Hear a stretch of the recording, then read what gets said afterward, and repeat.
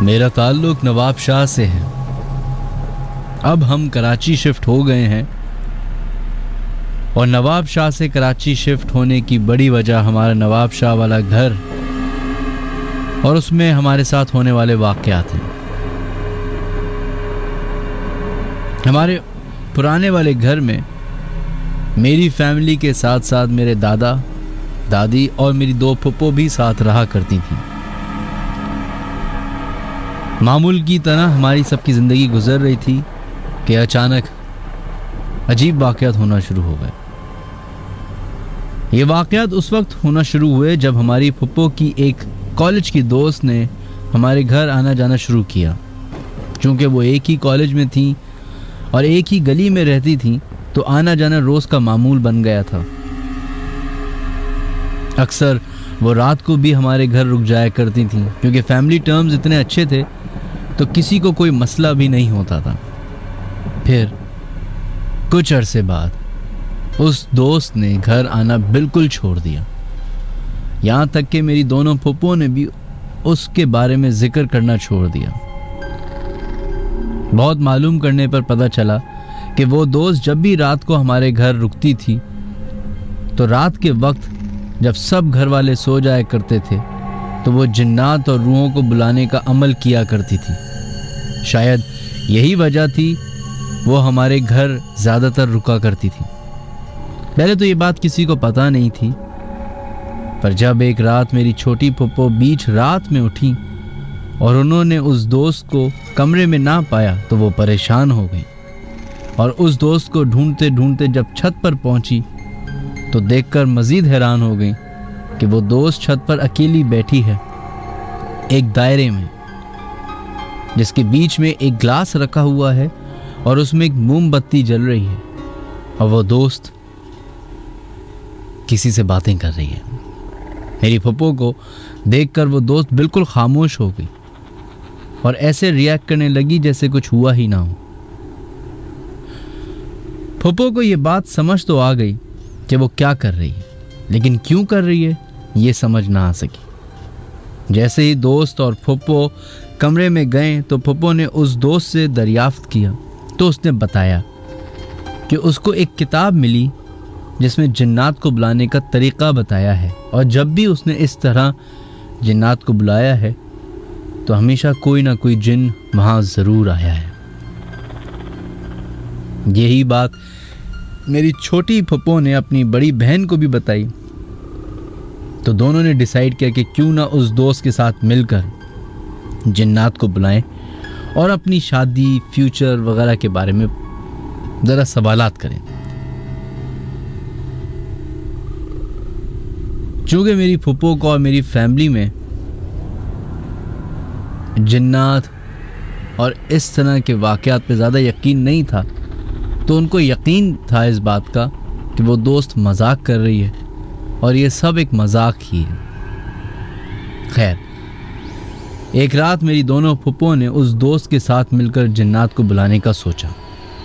छत पर ही एक गोल दायरा बनाया गया, उसमें ग्लास रखा गया और ग्लास के अंदर एक कैंडल रखी गई और कुछ अमल वगैरह पढ़ना शुरू कर दिया।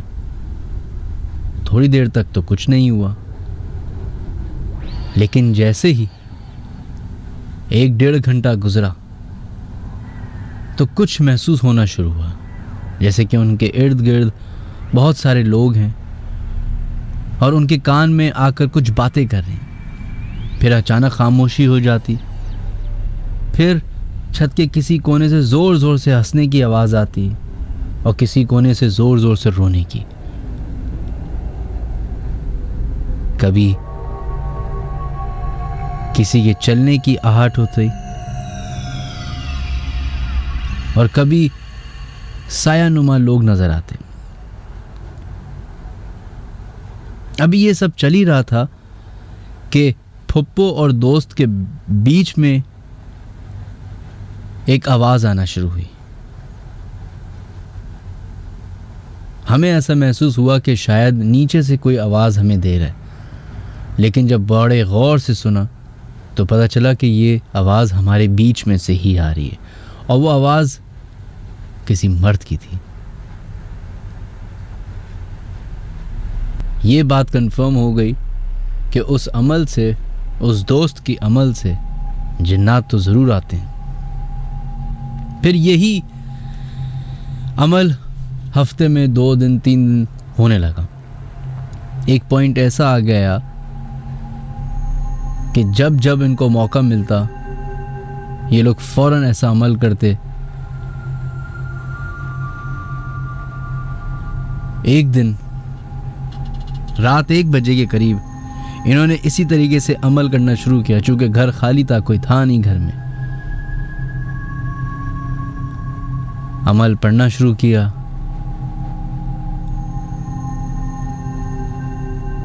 किसी की आहट महसूस हुई और इस दौरान एक जिन नमूदार हुआ।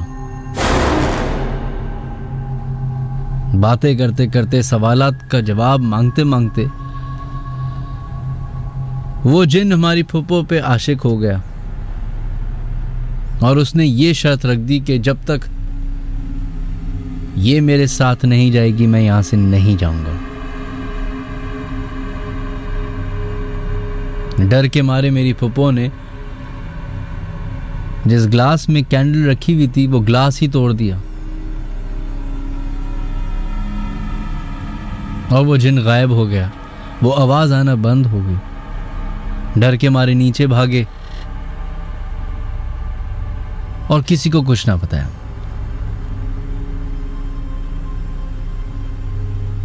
पर उसके फौरन बाद ही कुछ अजीब व गरीब वाकयात घर में होना शुरू हो गए। चीजें इधर से उधर गायब होना शुरू हो गई। मेरी छोटी पुप्पो, जिनके ऊपर अपेरेंटली वो जिन आशिक हुआ था, उनको ख्वाब में एक शख्स नजर आता और ख्वाब में ही उनसे कहता कि तुम मेरे साथ चलो। उसी ख्वाब में रहते रहते मेरी फूफो उस शख्स से लड़ती झगड़ती। ऐसा लगता जैसे रियल लाइफ में ही लड़ाई झगड़ा हो रहा हो।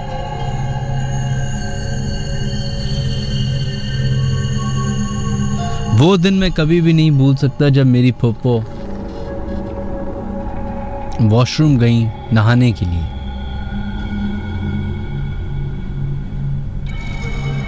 और जब वापस निकली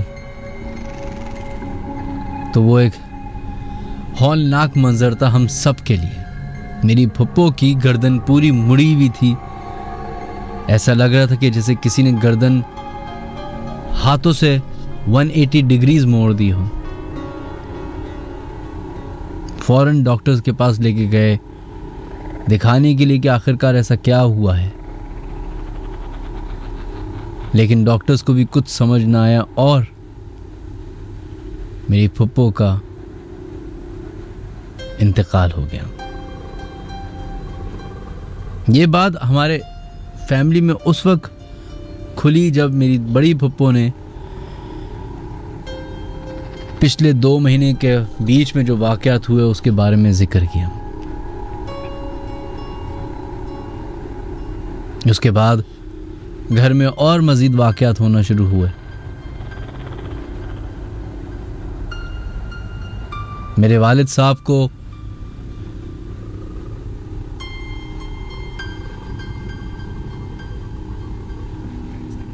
अपने कमरे में कभी कोई नजर आता, कभी कोई काला साया नजर आता।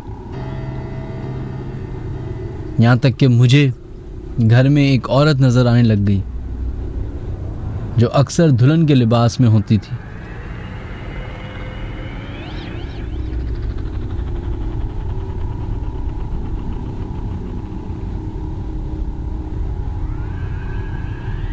फिर एक रात मुझे अचानक से दौरे पड़ना शुरू हो गए सोते सोते। जब मैं उठा तो मेरे वालिदैन ने मुझे बताया कि तुम इस तरह रिएक्ट कर रहे थे जैसे तुम खुद नहीं हो, कोई और है। और ये बात मुझे अच्छी तरीके से इसलिए याद है क्योंकि जब मेरे साथ ये दौरे पड़ रहे थे मेरी आंख खुली हुई थी और मैं देख रहा था कि मेरे ही जिस्म के अंदर कोई और शख्स दाखिल हो रहा है। मेरी आवाज़ बदल गई, मेरा अंदाज़ बदल गया, मेरे बोलने का अंदाज़ बदल गया, यहाँ तक कि मैंने अपने माँ बाप को मारा, पीटा, अपने भाई को मारा। जब बात इतनी बिगड़ गई तो फिर मौलवी साहब को इन्वॉल्व किया गया। और बकौल मौलवी साहब के ये वही जिन है जिसको बुलाने के अमल में हमारी फुप्पो और उनकी दोस्त ने उसको इस छत पे इस घर में कैद कर लिया। अब उसका मानना यह है कि या तो ये सब मरेंगे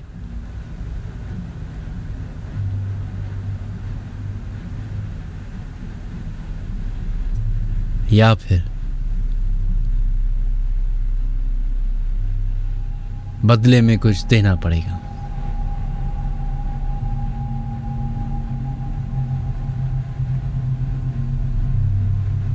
हैरत की बात उस वक्त थी जब हमारे मौलवी साहब ने, जिनको हमारी फुप्पो की डेथ का नहीं मालूम था, उन्होंने इस सारे अमल में हमें जिक्र किया कि आपकी एक बहन भी थी शायद, जिसका भी माजी में इंतकाल हुआ है। तो बकौल उन मौलवी साहब के कि उस बहन का इंतकाल भी कोई नॉर्मल तरीके से नहीं हुआ, उसका भी लिंक इसी जिन, इसी एंटिटी, इसी एनर्जी, जो भी आप कह लें, उसी से ताल्लुक है। और वो जिन, वो कबीला, वो लोग जितने भी मौजूद हैं इस फैमिली के, वो आपको और आपकी फैमिली को अब कभी बसने नहीं देंगे।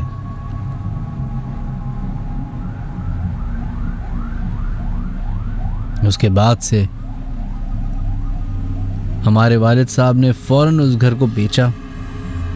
बिकने में भी उस घर को 1-2 साल लग गए, लेकिन उन 1-2 साल में हमें रातों रात कराची शिफ्ट होना पड़ गया। लेकिन जब भी हम उस घर के बारे में सुनते हैं या कभी अगर अपने नवाबशाह शहर जाएं और देखते हैं, तो वो सारी बातें, वो सारे वाक़यात दोबारा रिपीट हो जाते हैं।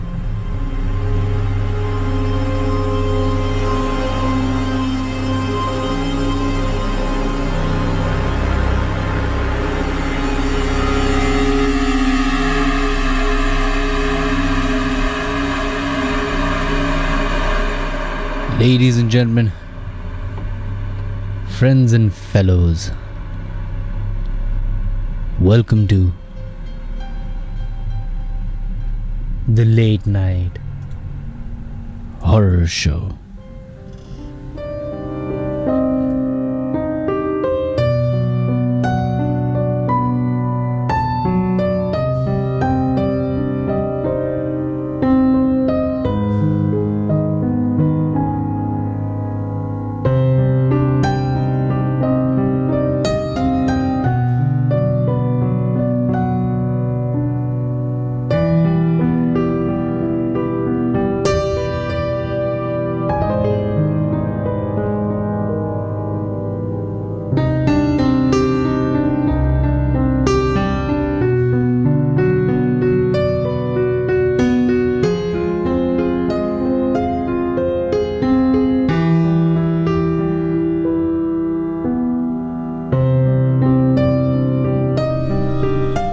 Alright ladies and gentlemen, welcome to the Late Night Horror Show. मेरा नाम है मिनहाज अली अस्करी।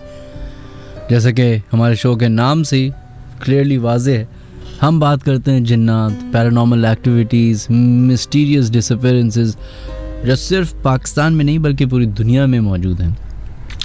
अब 1 या 2% लोग इन बातों पे यकीन रखते हैं, लेकिन अगेन रखते हैं। खैर, जो ये हमने पहला वाक़या शेयर किया आपसे, वो दानिश साहब है, उन्होंने अपना एक वाक़या हमसे शेयर किया था। बहुत बहुत शुक्रिया दानिश, थैंक यू। आप हमारे शो में शामिल होने के 5-6 तरीके जो हम जल्दी से बता देते हैं। सबसे पहले वो तमाम लोग जो हमारा प्रोग्राम सुन रहे हैं अपने मोबाइल की क्रिएट मैसेज या न्यू मैसेज में जाएं, अंदर लिखें KHI, स्पेस दीजिए, अपना नाम लिखिए और अपना अटेंडेंस, अपनी हाज़िरी, अपना SMS हमें भेजिए 6278 पे। इसके अलावा अगर आप लोग हमें कॉल करना चाहते हैं और आपके पास कोई ऐसा वाक़या है जो आपके साथ या आपकी फैमिली मेम्बर्स के साथ पेश आया है जिन्नात से रिलेटेड, तो आप हमें कॉल कर सकते हैं 0213-4520791 पे। मैं दोबारा से नंबर रिपीट करता हूँ 0213-4520791। इसके अलावा सारे सोशल मीडिया प्लेटफॉर्म पे आप हमें फॉलो कर सकते हैं, Facebook, Twitter, Instagram, Minhaj Ali Askari search कीजिए, आपको हमारा ऑफिशियल पेजेस नज़र आ जाएंगे। हमारा ऑफिशियल यूट्यूब चैनल है www.youtube.com/minhaj-ali-askari, उसको ज़रूर सब्सक्राइब कीजिए क्योंकि वहाँ पे हमारी सारी लेटेस्ट एपिसोड्स आपको मिल जाएंगी और यूट्यूब की बहुत सारी और भी एक्सक्लूसिव कंटेंट है जो सिर्फ यूट्यूब के लिए वो वहाँ पे मिलेगा, तो ज़रूर सब्सक्राइब कीजिएगा। खैर, आप लोग ईमेल भी कर सकते हैं official.minhajaliaskari@gmail.com पे।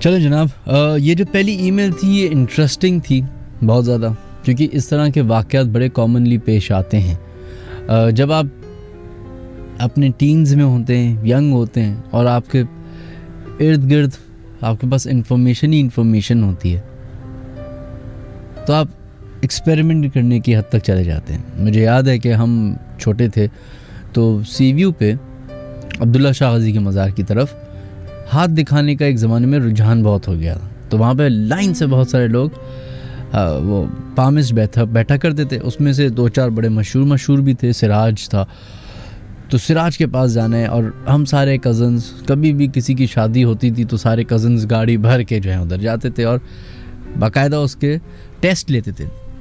और बहुत दफ़ा ऐसा हुआ है कि उसने सही बातें भी बताई हैं, बहुत दफ़ा ऐसा हुआ है कि गलत भी बताई हैं।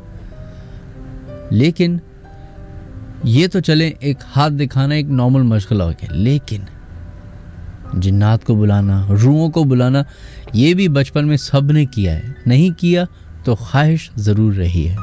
ओजा बोर्ड हो या लोकल तरीके हों बुलाने के, ABCD लिख दें, फलाना कर दें, ये कर दें, अंधेरा करके बैठ जाएं तो ये रखते हैं, तो ग्लास रखते तो पानी रखते हैं। बहुत सारे तरीके सब ने एक्सप्लोर किए हैं। इसी तरीके से एक कॉलेज है, इसका मैं नाम नहीं लेना चाहूँगा एक्चुअली। वहाँ पे जब मेरी वालदा पढ़ा करती थी तो एक इसी तरह का सिमिलर वाक़या पेश आया था और उसकी छत पे एक लड़की की डेड बॉडी पाई गई थी। उसके बाद से वहाँ पे जितने भी लोग रहे हैं, जितने भी लोगों ने वहाँ पे पढ़ाई की, अपनी तालीम हासिल की, सब ने, और ये मैं 1 साल के नहीं, मतलब 10, 15, 20 सालों की बात बता रहा हूँ। कभी मेरी किसी दोस्त ने वहाँ पढ़ाई की है, तो मेरे किसी रिश्तेदार ने पढ़ा है, तो किसी ने पढ़ा है, तो फलाना ने पढ़ा है, तो सब ने इन डिफरेंट ईयर्स शिकायत की है कि वहाँ पे कुछ इस तरह की मखलूक नज़र आती है। और स्पेशली उसी छत पे, उसी जगह पे जहाँ पे उस लड़की की डेड बॉडी मिली थी। कहा जाता है कि उस लड़की को भी यही शौक चढ़ गया था कि जिन्नात को बुलाए, और उसकी हद इतनी बढ़ गई थी कि वो कमरे में अकेली रहती थी, किसी को साथ रहने नहीं देती थी, और वो नाउज़ुबिल्लाह उस हद तक चली गई थी कि वो कुरान को उल्टा पढ़ना, शैतान की पूजा करना तक में चली गई थी। अब इस बात में कितनी सच्चाई है ये तो हमें नहीं मालूम, और एक तरीके से गलत बात भी है कि ऑनर इतनी वैसी बात कर रहे हैं, लेकिन फिर भी मैं आपको बता रहा हूँ कि इंसान जब किसी ख्वाहिश के पीछे भागता है तो उसकी हद पार कर लेता है उसको हासिल करने के लिए। खैर, उसकी एक अनयूजुअल डेथ थी और उस अनयूजुअल डेथ की वजह से उस कॉलेज में बहुत खौफ पाया जाता है, टिल डेट। अगर मैं उस कॉलेज का नाम ले लूं तो शायद बहुत सारे लोग मान भी जाएं, लेकिन बहुत सारे लोग कहें नहीं, अफवाह है। जिस सोसाइटी का हम हिस्सा हैं, जिस सिस्टम का हम हिस्सा हैं, वहाँ पे बहुत सारी खबरें चाइनीज़ विस्पर की तरह फैलती हैं। किसी ने देखा नहीं होता लेकिन सब यकीन ज़रूर कर लेते हैं। मैं हमेशा एक एग्जांपल देता हूँ, कारसाज रोड। आज भी मेरे पास एक ईमेल आई हुई है, एक साहिबा की मैसेज आया हुआ है, लेकिन मैं ज़ाती तौर पे अभी भी ये मानता हूँ, ज़ाती तौर पे, कि ऐसा कुछ नहीं है उधर। अगर है भी तो वो शायद एक दफ़ा हो गया होगा, लेकिन वो रूटीन नहीं बनाया। वो रूटीन जो बना दिया गया वो मुझे फेक लगता है। लेकिन हैविंग सेड दैट, बहुत सारे लोगों के साथ वाक़यात पेश आए हैं, और ये सिर्फ कराची कारसाज की बात नहीं, बहुत सारे ऐसे इलाके हैं जो कि रजिस्टर्ड पैरानॉर्मल साइटिंग्स के लिए मौजूद हैं। चाहे वो अमेरिका हो, चाहे वो इंग्लैंड हो, चाहे इंडिया हो, बांग्लादेश हो, ऑस्ट्रेलिया हो, मतलब वो तमाम ममालिक भी मौजूद हैं जिन्होंने साइंस में बहुत तरक्की की है, लेकिन फिर भी कुछ ना कुछ मिस्ट्री वहाँ पे भी मौजूद है।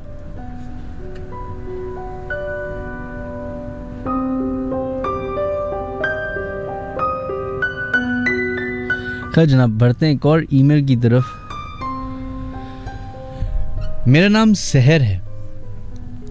सबसे पहले मैं आपके शो को अप्रिशिएट करना चाहूँगी, क्योंकि जब मैंने गूगल किया horror radio shows of Pakistan, जब मुझे रियलाइज़ हुआ कि आपका शो सिर्फ आपका ही वाइड शो है जो पाकिस्तान में हॉरर शो होता है रेडियो पे। अच्छा, बहुत बहुत शुक्रिया। मैं जो वाक़या आपको बताने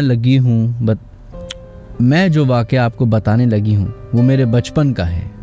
हम गुलशन इकबाल में रहते थे और घर भी माशाल्लाह से काफ़ी बड़ा था।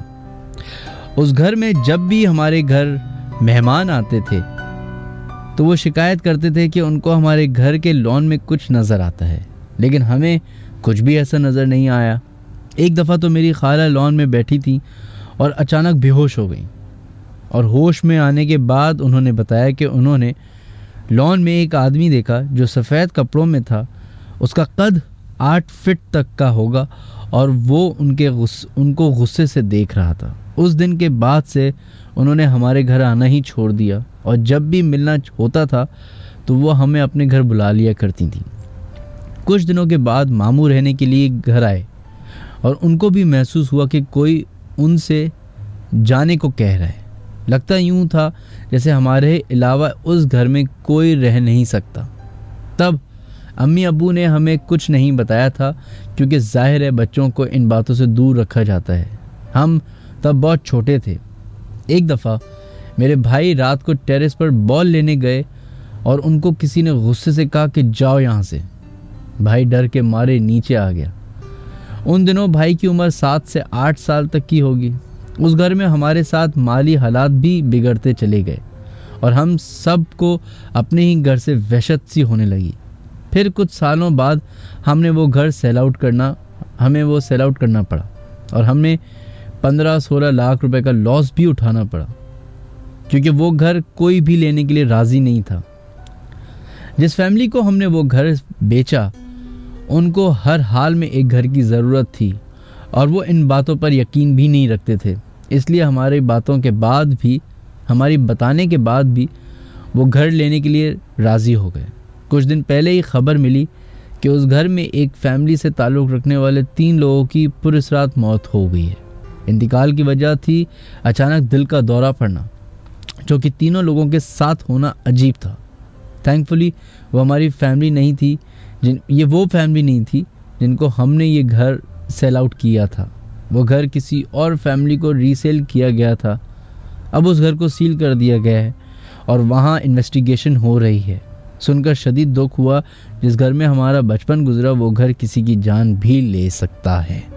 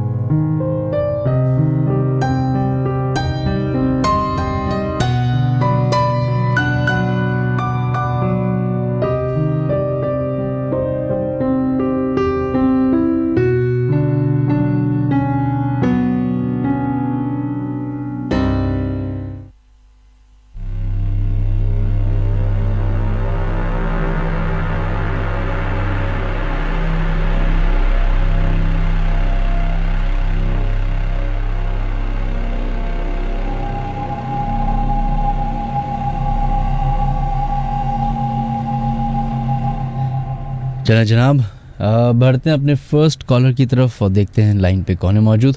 हेलो, अस्सलाम वालेकुम। वालेकुम अस्सलाम जनाब, कौन है हमारे से लाइन पे मौजूद? मैं जिब्रान अली बात कर रहा हूँ। जी जिब्रान, कैसे हैं आप? मैं तो ठीक ठाक हूँ, अल्लाह का शुक्र। आप सुनाएं? मैं भी बिल्कुल ठीक ठाक। जी जिब्रान, आपका इन बातों पे यकीन है जी जी बिल्कुल। कि आपके साथ कभी कोई वाक़या पेश आया है? जी मेरे पास तो बहुत आए, पिछले हफ्ते भी आया। अच्छा बताइएगा। जी जी, पिछले बुध का वाकया है। मैं पिछले बुध, हमारे इलाके की बात है, हम पिछले बुध को जिस स्कूल में हम पढ़े थे ना, तो उस स्कूल की तरफ मेरा बैठना उठना है वहीं पर ही। तो एक दफा लेट नाइट हो गई थी, तो 3 बज गया था मुझे वहां से। तो मैं उस स्कूल की तरफ से गुजर रहा था, तो उस स्कूल के गली के कोने पे एक कचरा कुंडी है। तो वहां से जब मैं गुजरा तो मुझे 3-4 खरगोश नजर आए, व्हाइट कलर के। व्हाइट कलर के खरगोश थे वो, 3-4 थे, उनकी लाल आंखें और सूरत। और जब मैं उनसे तकरीबन 5 या 6 कदम दूर था, तो मुझे देख के उन्होंने, आप यकीन करें, 12 फीट की जंप लगाई है उन्होंने। 12 फीट की जंप, मतलब जंप लगा के वो स्कूलों में कूदे, और कूदने के बाद मुझे नजर नहीं आया फिर। अच्छा जी। तो खरगोश की तो लाल आंखें होती हैं पहले ही। जी जी। और वो खरगोश जंपे भी बड़ी मारते, तो इसमें जिन्नात कहाँ से आ गए? नहीं, मैं यही तो हैरत कर रहा हूँ। खरगोश अगर होगा तो वो तकरीबन 1 से या 2 फीट की जंप लगाएगा, लेकिन एकदम से उन्होंने 12 फीट की दीवार है स्कूल की, तो वहां से उन्होंने जंप लगाई है। अच्छा जी, ये जो मैं आपको जगह बता रहा हूँ, यहाँ पे ऑलरेडी ऐसा होता रहता है। अभी कल रात की बात है, कल रात को हमारी गली का, जो हमारे घर का गेट है, वो रात को 3 बजे जोर से बजा। तो मेरे भाई ने बताया कि मैं रात को 3 बजे मैंने पूरी गली देखी, लेकिन गली में कोई ऐसा शख्स नहीं था जिसने गेट बजाया। ये हमारे जो इलाका है ना, ये पूरे इलाके में 3 जगह ऐसी हैं जहाँ पे ऑलरेडी होते रहते हैं रोजाना। कौन सा इलाका आपका, प्रिसाइसली बताइए। मैं इलाके का नाम बताऊं? हाँ पूरा बताइए, बस अपने घर का एड्रेस ना बताइएगा। अच्छा, हमारे नई कराची में है, मशहूर सेक्टर 11D। 11D? जी जी, जहाँ पे कार बाजार लगता है हमारी तरफ। अच्छा जी, मशहूर है कार बाजार। उस ग्राउंड में भी होते हैं। उसके अलावा उससे थोड़ा एक मस्जिद है, इस्लामिया मस्जिद, वहाँ पे भी होते हैं। वहाँ तो पिछल पहली घूमती रहती है रातों को। पिछल पहरी घूमती है? जी। आपने देखी कभी? जी हाँ, मैंने बहुत दफा देखी है। और जिस रोड से हम चलते हैं उसी रोड पे सन्नाटा होता है, उसके अलावा कहीं नहीं। मैं एक दफा अपने दोस्त के साथ था, तो हम लोग अपने घर की तरफ आ रहे थे, वो पावर हाउस चौरंगी से। तो उसी से अंदर आते हुए एक सफेद साड़ी में एक औरत मिली, जो हमारे को लिफ्ट मांग रही थी। तो मैंने अपने दोस्त को बोला कि इसको लिफ्ट दे दो भाई, मैं उतर जाता हूँ। तो मेरे दोस्त ने गाड़ी भगा ली। मेरे दोस्त ने बोला गाड़ी भगा के, जब हम लोग इलाके में आ गए अपने रौनक वाली जगह पे, तो उसने मुझे समझाया ये ऐसी चीजें यहाँ पे नजर आई हैं, और तू मेरे को बोल रहा है कि मैं उसको लिफ्ट दे दूं। फिर उसने मुझे बताया यहाँ पे ये पिछल पेली बैठी रहती है कभी ना कभी किसी के इंतजार में। तो करती क्या है वो, जब अगर कोई आ जाए तो वो मार देती है? हाँ, या तो उसके पीछे लग जाती है। तो आप एक काम करें, अब वहाँ पे अगर इतना कॉमनली होता तो आप रिकॉर्ड क्यों नहीं करते? मैं रिकॉर्ड तो कर लूं, लेकिन मेरे को वहाँ जाने से डर लगता है ना। तो दोस्तों के साथ जाए ना, 4-5 दोस्तों के साथ, मुश्तंदिर दोस्तों के साथ जाएं। दोस्तों के साथ मैं जाता हूँ, लेकिन वो लोग मुझे बोलते हैं कि ये इन बात पे ये चीजें नहीं है। जिनके साथ मैं जाता हूँ, और जिसके साथ हुआ वो बेचारा वहाँ जाता ही नहीं है मेरे साथ। मैं उसको बोलता भी हूँ कि मेरे साथ चल दोबारा। अच्छा देखिए, मैं आपको एक बात बताऊं। जी जी। सबसे पहला वाक्य जो आपका था वो खरगोश वाला, उसका तो कोई ताल्लुक जिन्नात से नहीं है, वो तो खरगोश हैं। उनकी लाल आंखें भी होती हैं। वो खरगोश मशहूर होते हैं जंपे मारने में। वो 12 फीट क्या 200 फीट की भी मार सकते हैं। हो सकता है कि वो कोई बॉलीवुड के खरगोश हों। सही है। दूसरी बात ये जो पिछल पैरी और ये वाली बात है ना, ये भी मुझे कुछ ऐसी आपने भी नहीं देखी होगी, वैसे मुझे यकीन है। और अगर आपने देखी है तो आप एक काम जी। करें, अब अगली दफ़ा आप अभी चले जाएं रात में, अभी तो रात के 1 बजने वाले हैं, अभी 4-5 जी। दोस्तों के साथ जाएं और रिकॉर्ड कर लें। बल्कि आप मेरे साथ चलें, मैं शो के बाद आपके घर आ जाता हूँ, आज हम रिकॉर्ड कर लेते हैं चल के, क्या कहते हैं आप? जी बिल्कुल, मैं तो आपके साथ जाने के लिए तैयार हूँ। हम गाड़ी में बैठ के उसकी रिकॉर्डिंग कर लेंगे, देखते हैं कौन जी, सी जी। जिन है, कौन सा चुड़ैल है जो नज़र आया हमें, हो सकता है आ जाए नज़र। जी नहीं, असल मिराज भाई, मैं आपको ये इलाका, जो आप जब हमारे इलाके में आप आओगे ना, आप किसी से भी पूछ लो उस इलाके का, आपको हर कोई यही बोलेगा कि यहाँ ऐसे होते रहते हैं वाकयात। मेरे भाई बैठे हुए, मेरे भाई के साथ भी वाकया पेश आया था। अच्छा चलें, जी। खैर अब उनसे उनके बारे में मजीद बात करेंगे बाद में। चलिए, बहुत बहुत शुक्रिया आपका, थैंक यू, ठीक है। अपना ख्याल रखिएगा। ओके।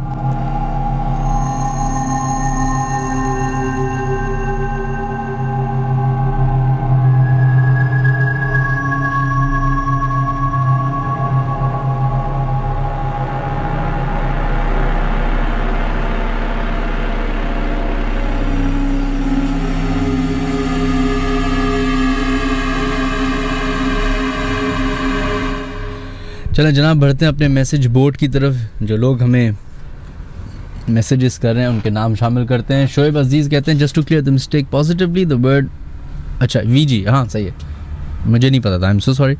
बहुत बहुत शुक्रिया, आपने करेक्ट किया है ना। आराम से नंबर बोला करें फ्रॉम लाहौर, आराम से 0213452079 इससे ज़्यादा स्लो नहीं बोल सकता।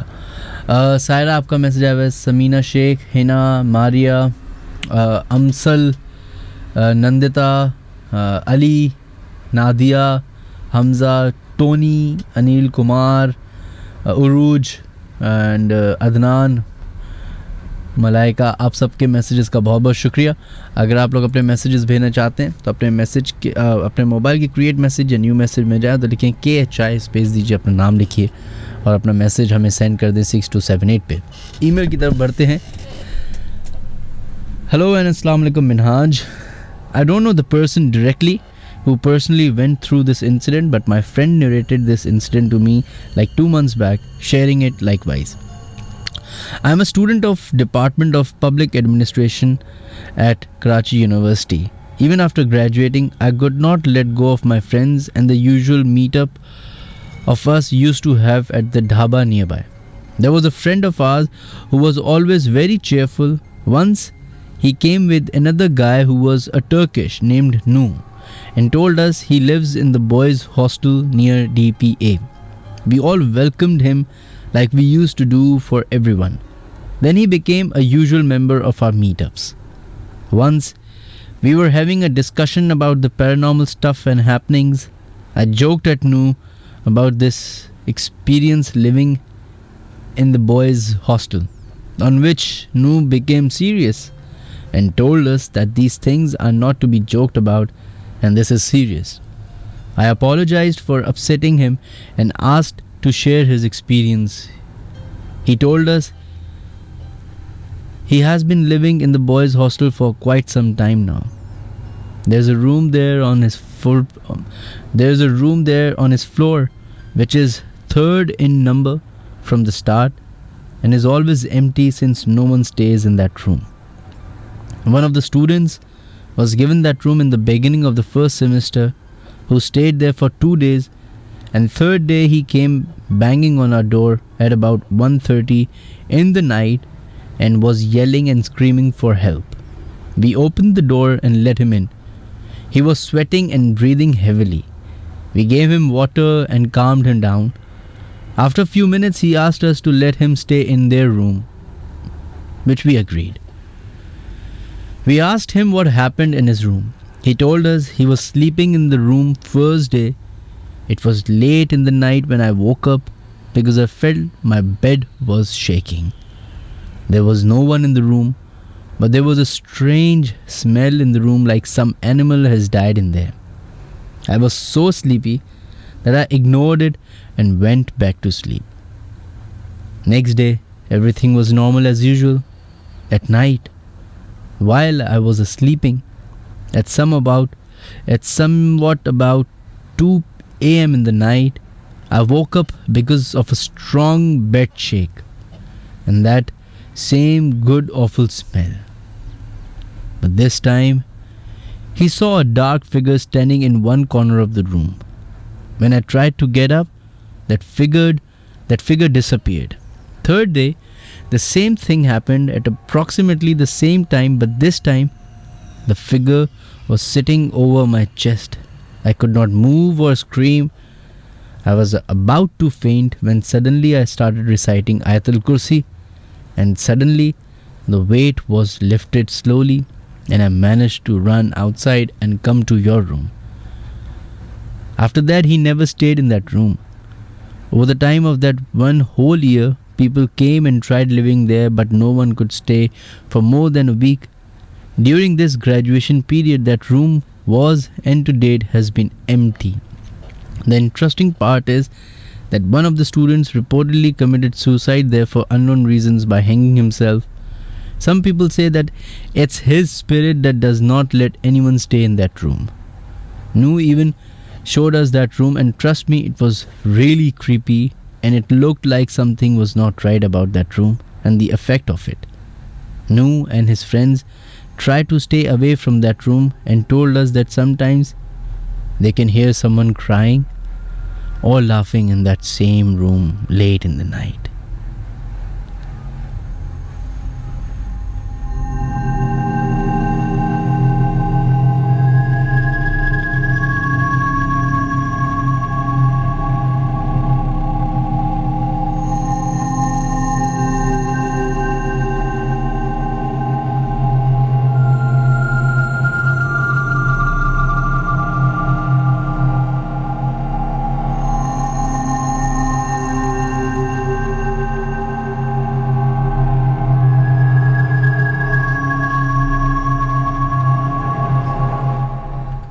चलें जनाब, बहुत बहुत शुक्रिया शुएब, ये आपने ईमेल भेजी थी हमें एंड पूरी अंग्रेज़ी में थी, तो आई एम श्योर बहुत सारे लोगों को प्रॉब्लम भी होगी समझने में. तो एक कॉलर के बाद जो है हम पूरी ईमेल आपकी उर्दू में भी समझा देंगे. बढ़ते अपने नेक्स्ट कॉलर की तरफ, देखते लाइन पे कौन है मौजूद. हेलो हेलो, अस्सलाम वालेकुम. वालेकुम अस्सलाम जी, कौन है हमारे से लाइन पे मौजूद? जी मैं नादिया हुसैन बात कर रही हूँ. नादिया हुसैन जी नादिया जी, मुझे मेरी खाला का वाक़या उनके हुआ था, उनके साथ वो शेयर करना है. क्या बोल रही हैं आप? मुझे समझ ही नहीं है, क्या बोला आपने?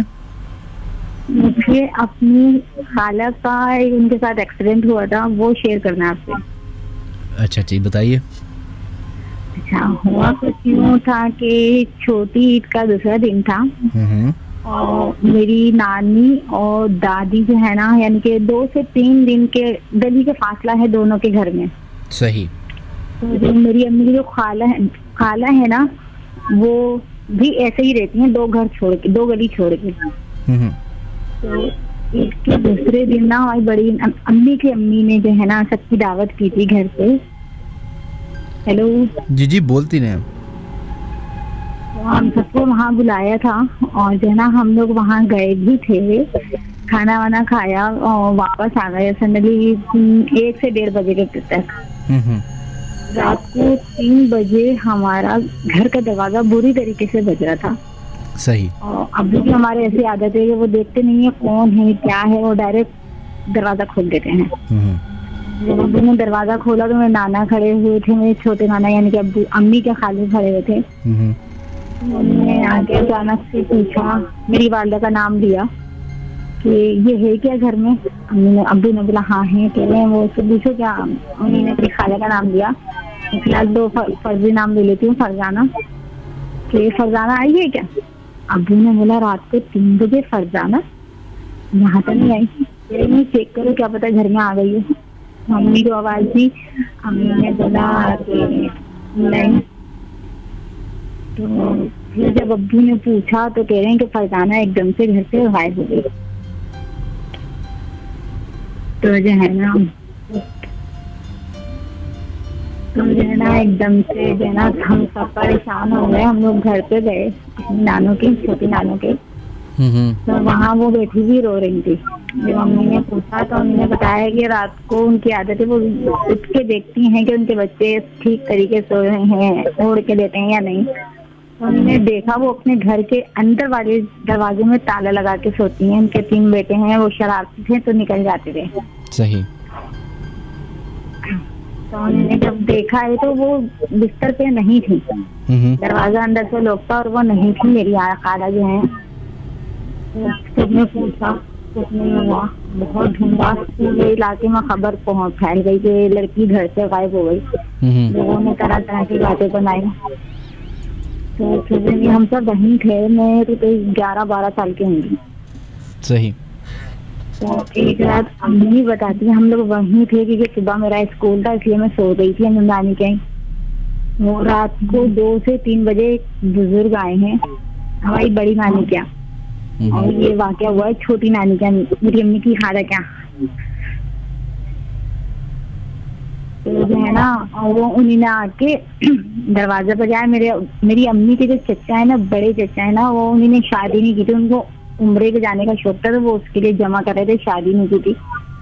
तो वो इसमें वो कुरान शरीफ नमाज वो ज्यादा पढ़ते थे। तो उन्हीं ने जाके दरवाजा खोला। बुजुर्ग बड़े प्यारे खड़े हुए थे, हसीन सफेद लिबास में, लंबी सी दाढ़ी थी उनकी। और दरवाजे को उन्हीं ने खोला है, मेरे नाना का नाम लिया और जो है ना कह रहे हैं, तुम्हारी लड़की मिली नहीं क्या? सब परेशान हो गए कि आधी रात पे बुजुर्ग आके पूछ रहे हैं। तो मेरे छोटे अम्मी के बड़े चचा ने बोला नहीं, अभी तक नहीं मिली खैरियत। कह रहे हैं अच्छा, मैं तुम्हें जगह बताता हूँ, तुम वहाँ जाओ, इंशाल्लाह मिल जाएगी। उन्होंने बताया, नाम तो खैर मुझे याद नहीं। हमारी तरफ यहाँ ना कहते हैं, डल खेत में पहले एक कब्रिस्तान होता था, उसमें एक कुआं होता था।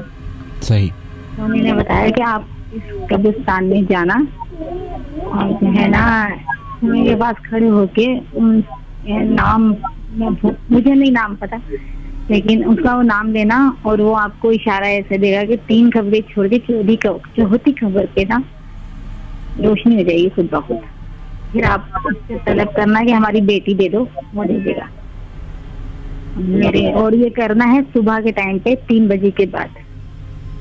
मेरे वालिद, मेरे बड़े नाना, यानी कि तीनों मेरे नाना वो गए, उन्होंने किया। उन्होंने कहा 3 आवाजें देना, 3 आवाजों के बाद अगर जवाब ना मिला वापस आ जाना। तो गए, वो 3 बजे के बाद कब्रिस्तान गए। सुबह फजर के टाइम पे आ रहे, कोई जवाब ही नहीं मिला उन्हें। फिर वही नानी परेशान हो गई कि 3 दिन हो गए लड़की को गायब हुए, किसी के कोई आया, उसने बताया, फिर भी बेटी नहीं मिली। और मेरी खाला उस टाइम 17-18 साल की थी। सही। तो जो है ना घर में फिर यही हो गया कि पता नहीं कहाँ चली गई, किसी को कोई पता नहीं, बातें बनने लगी। 3 दिन के बाद वो हजरत फिर आए और फिर उन्होंने वो ऐसे पूछ रहे हैं जैसे कि वो बता रहे हैं।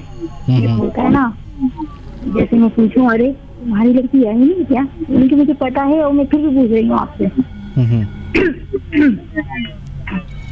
उन्होंने आके पूछा, अब मेरे गुस्से में आ गए कि एक अजनबी आदमी के कहने पे हम आधी रात को कब्रिस्तान गए, फिर भी हमें कुछ नहीं मिला, हमारी तो लड़की गायब है। यानी कि अभी गुस्सा नहीं है उनका, एक था आपको पता है तो आप हमसे क्यों पूछ रहे हैं। मेरी नानी बताती हैं कि एकदम से उनके चेहरे की हंसी गायब हुई है, आंखें ऐसी लाल हो गई कि बस उनको बस चला था वो अब्बू को मार देते। तो मेरे नाना ने उनको हटाया साइड पे, तो नाना ने बात करी। तो ना उन्हीं ने बोला नहीं अभी नहीं आया, अभी नहीं आई, पता नहीं चला। तो कहना अच्छा अब आप जाओ उसी जगह पे, वहाँ खड़े होकर 3 प्यालियां खीर की लेके जाना और जो कुआं है ना वो कुएं आप रखना और आप बोलना शख्स का नाम देना, किसी का वो नाम था गई, और बोलना कि हमारी बेटी हमें वापस कर दे, और अगर नहीं करोगे तो फिर मेरा नाम लेना और कहना वो आएंगे, और जब वो आएंगे तो फिर बस वो ही आएंगे, फिर हम नहीं आएंगे। तो मेरे नाना ने बोला ऐसा हम बोले, मैंने कहा हाँ जाओ बोले, पीछे में आपके चले गए मेरे नाना। तो मेरे तीनों नाना अब्बू चले गए और जाके मैंने वो खीर की प्यालियाँ रखी हैं और मेरे नाना ने जो है ना पढ़ाई शुरू करके जब बोला है तो सिर्फ पहले 3 आवाजें दी थी। जब पहले दफा गए थे तो आवाज नहीं आया था, दूसरी आवाज में ही इस दफा में जवाब मिल गया। मुझे चौथी कबर पे खुद ब खुद अब्बू बता रहे थे कि चिराग रोशन हुआ और रोशन ऐसे ऐसा लग रहा है दिन निकल गया। वो वहां पर है ना बस चिराग रोशन है, कोई है नहीं। तो मेरे नाना ने बोला कि हमारी बेटी वापस कर लो, नहीं तो फिर वो आएंगे और वो आएंगे तो फिर हम नहीं आएंगे, फिर आप हमें कुछ नहीं कहना। नाना कह रहे हैं कि चिराग रोशन हुआ। मेरी नाना ने बताया कि वो चिराग बिल्कुल मेरी खाला के हाथ के पास रोशन था।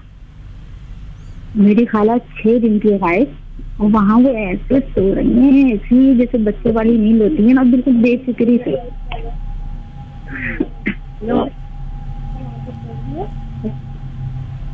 हेलो हेलो जी बोलिए। और जो है ना मेरे बाली उनको चादर में लपेट के लिया है। सुबह को जब वो उनको होश आया तो उनसे पूछा है कि क्या हुआ है, तुम कैसे गई थी? तो मेरे खाला ने बताया अम्मी को तो पता होगा ना, अम्मी ने तो भेजा था। तो अम्मी नानी ने बोला नहीं मैंने तो नहीं भेजा, वो दरवाजे पर अंदर से लॉक था, फिर कहाँ आए जल्दी से। अम्मी वो रात को वो बुजुर्ग आए तो थे वाइट सूट में और ना दाढ़ी लंबी थी, उनके साथ 2 छोटे छोटे बच्चे थे। तो वो बच्चे जो है ना मैं उठी थी पानी पीने के लिए, तो उन्होंने मुझसे बोला कि हाँ हम तुम्हें लेके जाना चाहते हैं चलो। तो मैंने लाइन थी और मैंने बोला नहीं अम्मी से इजाजत ले लो, और आप उठी हुई थी, मैंने आपसे पूछा तो आपने बोला अच्छा चली जाओ, 1-2 दिन में आ जाना। 1-2 दिन में आ जाना? 1-2 दिन में आ जाना मेरी नानी ने बोला। एक तो आई एम सो सॉरी कि आपकी लाइन ड्रॉप हो गई, लेकिन थैंकफुली हमारी आपने वाकया पूरा बताया था, बहुत ही इंटरेस्टिंग वाकया था। लेकिन मैं अपने इंजीनियर्स, अपने जो हमारे 103 के इंजीनियर्स, उनसे रिक्वेस्ट कर रहा हूँ, रिक्वेस्ट। अब मुझे समझ नहीं आता मैं किस तरीके से बोलूँ, क्या करूँ। मतलब प्राइम मिनिस्टर को जाके बोलूँ कि हमारी टेलीफोन लाइन सही कर लें, लोगों की आवाज़ क्लियर नहीं आती, लोग शिकायतें करते हैं, लेकिन फिर भी खैर ज़्यादा बोल देंगे तो फिर बुरी लग जाती हैं बातें। आप लोग के मैसेजेस आ रहे हैं। अगर आप लोग मैसेजेस करना चाहते हैं तो अपने मोबाइल की क्रिएट मैसेज या न्यू मैसेज में जाएँ तो लिखें KHI स्पेस दीजिए, अपना नाम लिखिए और अपना SMS भेज दीजिए 6278 पे।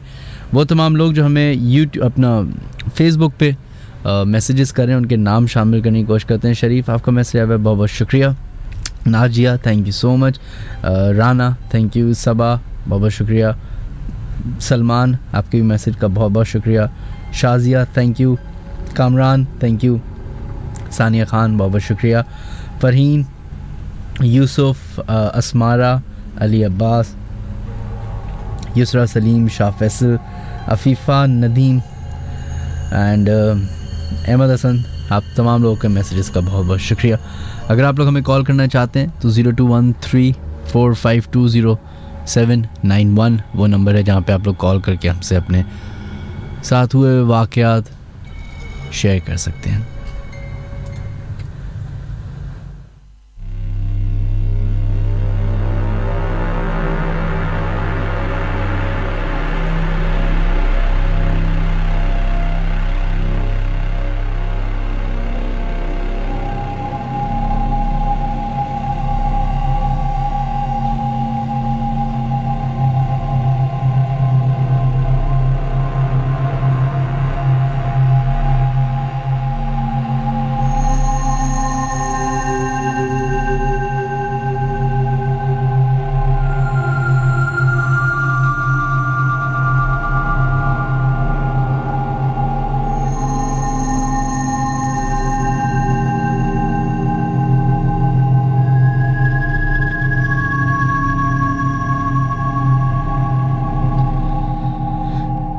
अस्सलाम वालेकुम मिनहाज, मैं माहीन आमिर। मैं पहले भी आपको एक वाक़या बता चुकी हूँ ये वाक़या रमशा एवेन्यू के हाउस नंबर डैश डैश का है, जो कि गुलिस्तान जौहर में वाक़ है।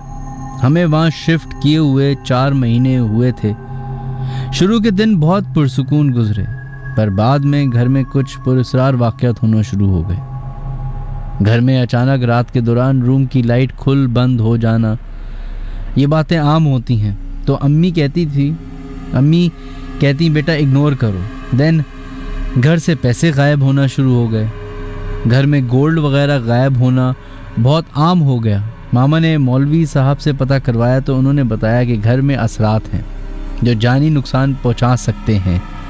अम्मी और हम सब नमाज की पाबंदी रखते, पर वो चीज़ नमाज पढ़ने से परेशान करने लगी। कमरों में चीज़ें खुद ब खुद ऐसे गिर जाती थीं जैसे किसी ने उठा के फेंका हो। अम्मा कभी कभार जब परेशान हो जाती कि घर में ये सब क्या हो रहा है, अम्मी रोकर बद्दुआएं देती थीं कि जो ये कर रहा है अल्लाह उसे जहन्नुम में जलाए। देन अब्बू मेरे जर्मनी में होते हैं। उनके मशवरे पे अम्मी ने घर शिफ्ट करने का डिसाइड किया। अम्मी दिन रात गुस्से में उन जिन्नात को बद्दुआएं देती, पर लास्ट डेज में वो इतने रिएक्टिव हो गए कि चलते फिरते नज़र आने लगे। मोबाइल यूज़ करते अगर रात में तो साफ लगता कि कोई बिल्कुल बराबर में बैठा हो आपके या देख रहा हो। खौफनाक ख्वाब आना, ये सब बड़ा कॉमन हो चुका था। शिफ्टिंग करने का सोचा तो घर मिल जाना एडवांस तक दिए अम्मी ने दूसरे घर का, पर अचानक मालिक मकान का कहना कि हम सेल करेंगे, रेंट पे नहीं देंगे। उस घर से सबको अजीब से पुरस्कारियात आने लगी। लास्ट डेज बहुत भारी गुजरे, पर अल्लाह का शुक्र है अब हम गुलिस्तान जौहर ब्लॉक 15 में हैं और ये घर बहुत सुकून वाला है। बहुत बहुत शुक्रिया। आप लोगों से हमेशा ये देना एक रिक्वेस्ट है, ईमेल भेजने से पहले दोबारा पढ़ लिया कीजिए कि कितनी गलतियाँ की हैं, क्योंकि मैं लाइव पढ़ रहा होता हूँ तो गलती की गुंजाइश ज़रा कम होती है मेरे लिए। लेकिन फिर भी अगर आप लोग अपने कॉल करना चाहते हैं तो 02134520 वो नंबर है जहाँ पे आप लोग कॉल कर सकते हैं। इसके अलावा हमारा यूट्यूब चैनल है, ऑफिशियल यूट्यूब चैनल www.youtube.com/minhaj-ali-askari। उसको ज़रूर सब्सक्राइब कीजिए, क्योंकि वहाँ पे सारी episodes late night horror show की और मज़ीद audio tapes late horror stories के हवाले से वो भी मौजूद हैं। सुनेगा, अपना फीडबैक ज़रूर दीजिएगा, लाइक ज़रूर कीजिए, कमेंट ज़रूर कीजिए और शेयर ज़रूर कीजिए। छोटा सा काम है शेयर करने का, ना आपके पैसे लगेंगे ना कुछ, बस हमें खुशी मिल जाएगी, तो हमारी खुशी की खातिर ही कर लीजिएगा। खैर,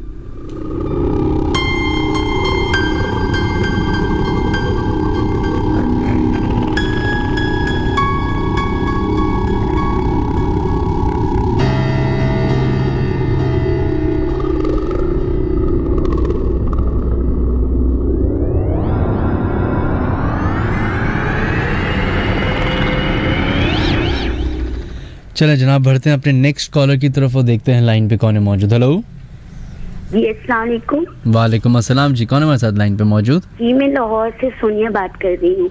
जी सोनिया साहिबा, कैसी हैं? मैं ठीक हूँ, आप ठीक है? मैं बिल्कुल ठीक ठाक जी। जी, मैं जो आपसे शेयर करूँगी वो हमारे साथ ही हुआ है। बिल्कुल और बिल्कुल ठीक ठाक है। हम जिस घर में रहते थे मजार में ना, तो वो जो हम वहाँ नए गए तो उनका यहाँ कोई चीज है इधर किचन की तरफ, ठीक है?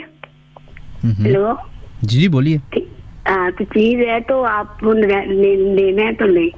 खैर हमने ले लिया वो मकान ना। घर में मैं सबसे छोटी हूँ, अपनी भाभीयों के पास रहती हूँ, वालिदैन तो थे नहीं। तो खैर वो चीज हम रहे, अभी हम 10 दिन ही रहते तो वो चीज नजर आना शुरू हो गई।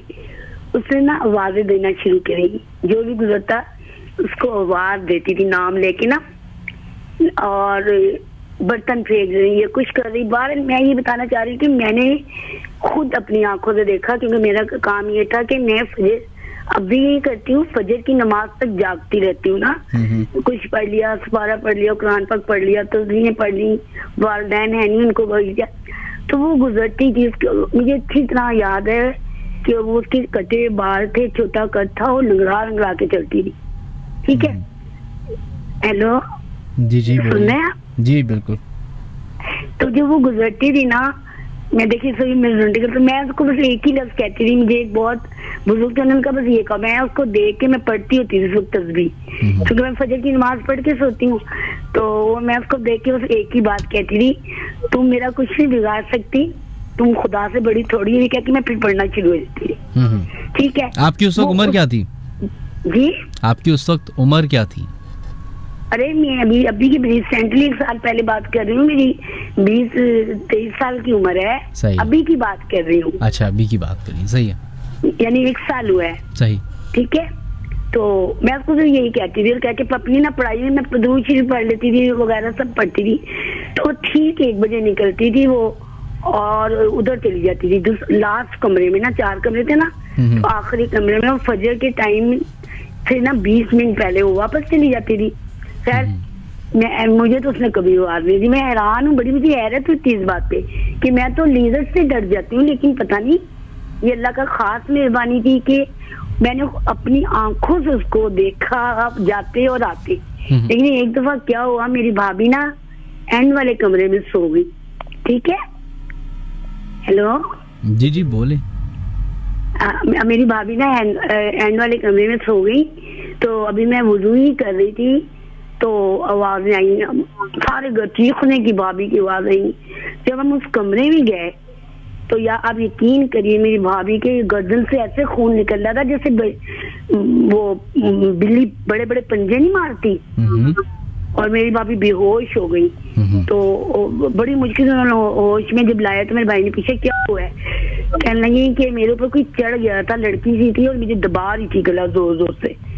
तो हमारे साथ ये वाकया हुआ, लेकिन हमने वो घर नहीं छोड़ा। ठीक है। वो घर तो हमने सभी रहते थे, छोड़ते थे हम, लेकिन मेरे में एक अल्लाह पाक ने, शायद मेरे वालिदैन नहीं है, खास करम है कि मैं अकेली 3-3 बजे तक रह जाती थी। वो घर में हमारे, आपको पता है आजकल बहुत ज्यादा होता है, चलें जी रात को डिनर करते हैं बाहर, लेकिन मैं नहीं जाती थी ना। मैं अपने माँ बाप के लिए पढ़ रही हूँ, किताबें पढ़ रही हूँ या टीवी देख कुछ भी कर रही हूँ, लेकिन वो ये बिल्कुल 100% सच्चा वाकया, क्योंकि मैंने अपनी आंखों से खुद सीधा 1 बजे जाते और आते देखा। ठीक है। तो वही से हमारे मेहमान है, उसने उनका नाम लेके आवाज दी, कभी सबका नाम लेके आवाज देती थी, लेकिन हमने घर जब छोड़ा, जब भी नहीं छोड़ा। तो मेरी भाभी कहती नहीं, तुम इतनी छोटी सी हो, तुम क्यों रह जाती हो, तुम क्यों नहीं मैसेज जाती। मैंने कहा नहीं, मैं वो हमारे खानदानी बुजुर्ग, मैंने कहा मैं बस ये कह देती हूँ, उसके बाद मैं उसको नहीं देखती, मैं पढ़ाई में लग जाती हूँ। तो ये चीजें हैं, कुरान पाक में भी इनका जिक्र किया गया, प्यारे नबी पे भी जब जादू वगैरह हुआ था, सूरत फलक और सूरत नाज नाजिल हुई थी। चीजें हैं, पर इनको हावी नहीं करना चाहिए, या तो इनसे हम कलाम हो जाना चाहिए, या फिर किसी चीज का विद करने लगना चाहिए। अच्छा सोनिया साहब, मुझे बताइएगा कि ये जो भी चीज आपको नजर आती थी जी, अब नजर नहीं आती? हमने मकान वो छोड़ दिया ना। अच्छा, वो शादी करनी थी ना, अभी 1 साल पहले की बात है। अच्छा, तो अभी भी उस घर में कोई जिसको बेचा होगा, तो कभी आपने पता करवाया कि उनको साथ भी ऐसी होता है या नहीं होता? नहीं, हमने पता नहीं था। खैर में हम उनके घर जाते थे, वो ऊपर रहती नहीं, हम नीचे रहते थे, तो मैं उनके घर जाती थी। मकान खाली पड़ा हुआ है, क्योंकि इसलिए कि वो कह देते हैं, बता देते हैं ना कि इस तरह रहती है। और मैं इस वाकई चीज से बहुत यकीन करती हूँ, क्योंकि ये तो मैं अपनी आंखों से देखती थी। वो 1 बजे जाती थी और लंगड़ा के चलती थी ना, और छोटा सा कद था। अच्छा, और किधर से निकलती थी और किधर जाती थी? वो किचन हमारा जिधर था उधर से निकलती थी। जो एंड का कमरा था ना, हमारे 4 कमरे थे। सही। तो एंड के कमरे के पास चली जाती थी। मैं उसको झांक के तो देखने से नहीं, मेरी आदत है कि मैं अब भी मेरी यही आदत है कि मैं पढ़ती रहती हूँ, फजर की नमाज पढ़ के ही सोती हूँ। नहीं, लेकिन ऐसा होता है ना कि जब पहली दफा देखा होगा तो ऐसा नहीं लगा होगा कि घर में चोर घुसा है, भाई पीछे जाओ, घर वालों को बताओ। बताया हुआ है, दरवाजे बंद है, किचन की तरफ से वो आ रही है, और मेरे रोंगटे खड़े हो जाते थे। अब भी खड़े, एकदम इंसान की जब भी ऐसी चीजें आती हैं तो इंसान की कुछ ना कुछ फीलिंग्स होती है। मेरी भी फीलिंग्स होती थी, मुझे पता चल गया था। और आप यकीन कीजिए कि मैंने उसको अपनी आंखों से देखा कि उसके इतने से बाल थे, कद गिट्ठा था। अभी भी देखिए, मेरे आपको से जिक्र कर रही हूँ, और वो वो मेरे सामने मेरे दिल की धड़कन तेज हो जाती थी, लेकिन मैं कलामे इलाही नहीं छोड़ती थी ना। बस एक जुमला में जो उन्होंने सिखाया था, अल्लाह उनको जन्नत में जगह दे, बस ये कह दिया करो बेटा कि तुम मेरा कुछ नहीं बिगाड़ सकती, अल्लाह सबसे बड़ा है। बस ये कह के फिर मैं पढ़ने लगती थी। लेकिन भाभी के साथ जो हुआ है, तौबा तौबा, इतनी जोर से बेड पे से नीचे फेंका और इतना खून बेचारी का निकाला, उनके ऊपर चढ़ गई थी वो चीज ना। चले, बहुत बहुत शुक्रिया आपका सोनिया। जी हाँ, मैंने पहली दफा कॉल की, मेरे बहुत कोशिश कर रही थी क्योंकि ये रियल वाकया हुआ है मेरे साथ। लेकिन मैं एक बात जरूर कहना चाहूंगी कि अगर आप यकीन नहीं करते ना तो आप किसी को झुटलाएं नहीं। मतलब लोगों को मैंने सुना है, ओ नहीं नहीं नहीं, ये है, ये चीजें हैं। बिल्कुल सही। मैंने तो अपनी आंखों से देखा ना, मैंने तो अपनी आंखों से देखा है, फिर गुजरते वो एग्जैक्ट 1 बजे निकलती थी। चलें, बस बहुत बहुत शुक्रिया आपका, थैंक यू, अपना ख्याल रखिएगा। बहुत शुक्रिया आपका, अल्लाह हाफिज़। अल्लाह हाफिज़।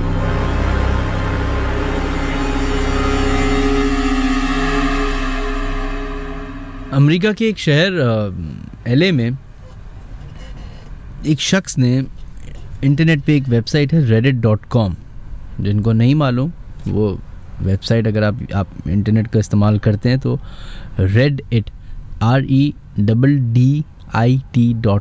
reddit.com सर्च कीजिएगा। वहाँ पे दुनिया भर के लोग बैठे होते हैं उस वेबसाइट पर, अपने साथ हुए डिफरेंट वाक़यात, डिफरेंट चीज़ें शेयर कर रहे होते हैं। समझें, फेसबुक है, लेकिन फेसबुक का एक और अच्छा वर्जन है क्योंकि उसमें लाखों करोड़ों लोग हैं, इन्फॉर्मेशन बहुत है। तो उसमें एक शख्स ने एक वाक़या शेयर किया। कहता है कि मैं अपने एक अपार्टमेंट में रहता हूँ, जो कि एक बेड का अपार्टमेंट है। किसी दफ्तर में वो काम करता है, स्टूडेंट भी था और दफ्तर में काम भी करता था। तो वो सुबह 7-8 बजे अपने अपार्टमेंट से निकल जाया करता था और रात के 9-10 बजे तक वापस आता था। कहता है रूटीन के साथ ये मेरी रूटीन चलती रहती थी। उसकी गर्लफ्रेंड भी थी जो उसके साथ रूम शेयर करती थी, और वो भी इसी तरीके से अपनी जॉब पे जाती थी, पढ़ाई करती थी, फलाना ढिमकाना, जैसे अमेरिका वगैरह में होता है। कहता है कि मैंने नोट करना शुरू किया कि मेरे घर का जो खाना है वो गायब हो रहा है। मैं सुबह खा के रखूं फ्रिज में कि भाई चलो सुबह उठूंगा, नाश्ता बनाने से बेहतर है मैं रात का खाना खा लूं, तो वो गायब। अब कह रहे 1 दफ़ा हुआ, 2 दफ़ा हुआ, ये कई दफ़ा होने लगा। ये बात उसको शक में बदल गई कि शायद उसकी गर्लफ्रेंड जो है वो खाना ख़त्म कर रही है। उसने गर्लफ्रेंड को कन्फ्रंट किया, पूछा जाके, तो गर्लफ्रेंड ने भी कहा कि नहीं भाई मेरे साथ तो ऐसा कोई सीन नहीं है, मैं तो कोई खाना वाना नहीं खा रही। अब उसको परेशानी हो गई, उसको लगा कि शायद जिन्नात हैं, चुड़ैल है, कुछ है। उसने किया ये, उसे कैमरा लगा दिया। उसे अपने घर में कैमरा लगाया, अपने एक सिंगल अपार्टमेंट क्या होता है सिंगल रूम का, और वो कैमरा लगा के सुबह 9 बजे 8 बजे अपने यूनिवर्सिटी गया, जॉब के लिए गया, जॉब से वापस आया रात को 10-11 बजे। तो उसने वो कैमरा निकाला और उसकी जब फुटेज चेक की तो उसके रोंगटे खड़े हो गए। ये देखकर नहीं कि कोई जिन खाना खा रहा है या कोई चुड़ैल खाना खा रही, ये देख के कि जिस लिविंग रूम में वो रहता था उसी लिविंग रूम के ऊपर ही एक छोटी सी वो क्या कहते हैं 2 छती बनी हुई थी, स्टोर रूम टाइप का। उस स्टोर रूम में एक औरत रह रही थी, पता नहीं कितने दिनों से। और वो औरत जो थी वो जैसे ही ये सुबह 9 बजे अपने यूनिवर्सिटी के लिए निकलता तो वो औरत उस स्टोर रूम से नीचे उतरती, बड़े केयरफुली, बड़े नाप तोल के वो उतरती, टेबल पे पैर रखती, टेबल से कुर्सियों में पैर रखती, और फिर पूरे दिन वो उस घर में खाना खाती, सफाई करती, अपने कपड़े धोती, नहाती धोती, और जैसे ही उसके आने का टाइम होता रात के 8-9 बजे वो फ़ौरन अपना सारा साज और सामान उठा के वापस उस स्टोर के अंदर चली जाती। बताने का मकसद ये है कि हमारे अगर ऐसा होता तो फ़ौरन जिन्नात कंफर्म हो जाते हैं। मजाक नहीं कर रहा, लेकिन 90% ऐसा होता है, क्योंकि इन्वेस्टिगेशन थोड़ी सी भी हम नहीं करने की कोशिश करते, हम फ़ौरन मान लेते हैं। तो अगर अब तो वैसी दौर कैमरे का है, हर फ़ोन में कैमरा है, हर जगह कैमरा है, लैपटॉप आपके पास है उसके अंदर कैमरा है, घर में वैसे ही कैमरे लगे होते हैं, मोबाइल में कैमरा, मतलब सस्ते सस्ता मोबाइल में भी कैमरा है। तो अगर मेरा कहने का मतलब ये है कि अगर ऐसी कोई जगह आप मालूम है, जानते हैं, सिर्फ इस गरज से वीडियो रिकॉर्ड ना करें कि वो वायरल हो जाएगी या मशहूर हो जाएगी, लोग देखेंगे। और ये इस काम में ये जो मैं कर रहा हूँ या हम सब सुनते ही हैं शो, उसमें दयानतदारी ज़रूरी है, क्योंकि कोई भी चीज़ एक सेकंड में बदनाम हो सकती है, ख़राब हो सकती है, गलत हो सकती है, और उस गलती से बहुत सारे लोगों का नुकसान होता है। एक झूठी इन्फॉर्मेशन से जितना नुकसान होता है उतना एक बॉम्ब से नुकसान नहीं होता, ये याद रखिएगा। तो आप लोगों से भी रिक्वेस्ट है कि अगर आप कोई ऐसा इलाका, ऐसा घर, ऐसी जगह जानते हैं जहाँ ऐसे वाक़यात होते हैं, तो कोशिश करें कि उसको रिकॉर्ड करें मोबाइल के ज़रिए, किसी भी ज़रिए। हो सकता है कि पहले 1, 2 दिन, 3 दिन, 4 दिन आपको रिकॉर्डिंग में कुछ ना मिले, लेकिन अगर वहाँ पे कोई ऐसी हकीकत होगी तो वो उस कैमरे में रिकॉर्ड ज़रूर होगी, ये मेरा दावा है।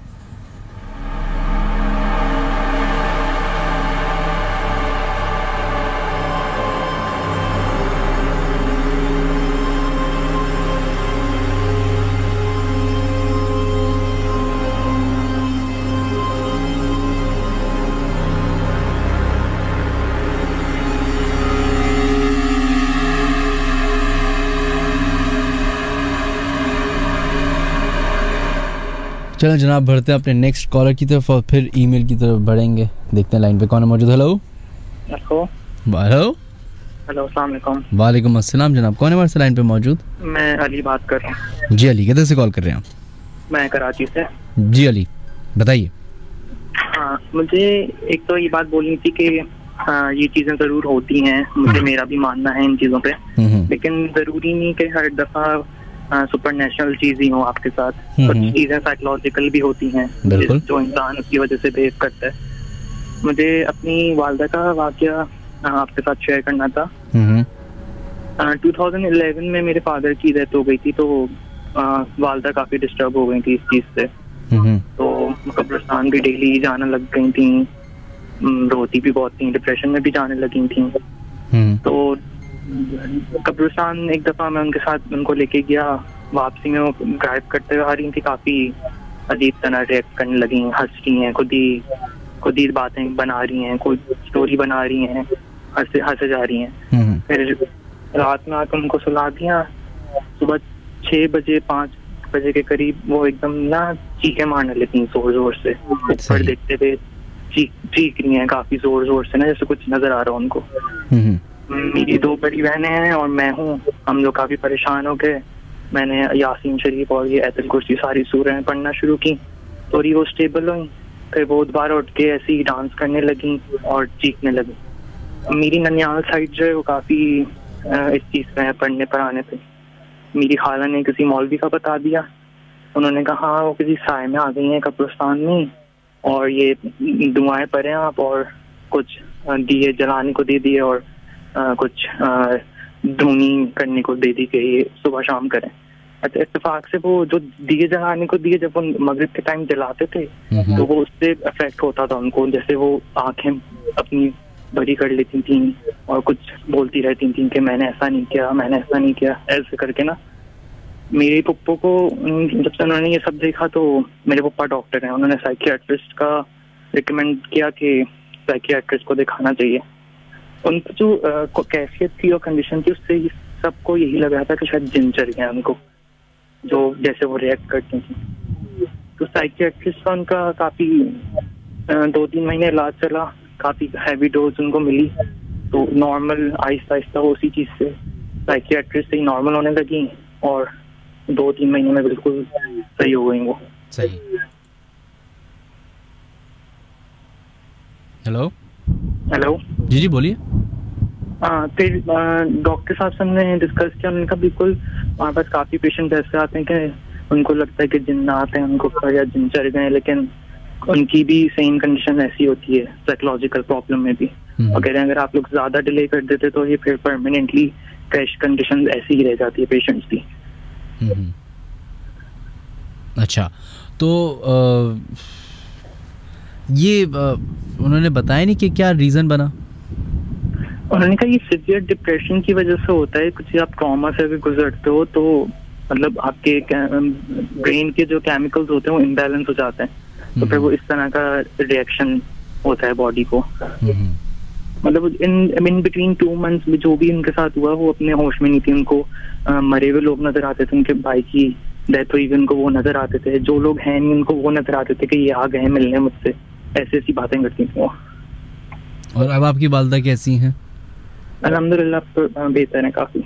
और अभी भी वो दवाइयों पे हैं या कुछ थेरेपी? जी वो एंटी डिप्रेशन पे हैं अभी भी, लेकिन जो डोजेज उस वक्त मिलता था उससे काफी टैपर्ड कर लिया उन्होंने। चलें, बहुत बहुत शुक्रिया, बड़ी इम्पोर्टेंट कॉल थी आपकी अली, और आपकी वालिदा के लिए बहुत सारी दुआएं। आप भी यू स्टे स्ट्रॉन्ग, सही है। और आपने बिल्कुल सही बात की कि बहुत सारी चीज़ें ऐसी होती हैं कि जिनको हम फ़ौरन जो है ना बग़ैर तस्दीक किए, बग़ैर तहकीक किए वो जिन्नात और उस पर ले जाते हैं। बहुत सारी बीमारियां ऐसी अब मौजूद हैं जो पहले किसी ज़माने में उनके बारे में मालूमात नहीं थी, लेकिन अब थैंक्स टू साइंस उसने बहुत सारी चीज़ें क्लियर आउट की हैं।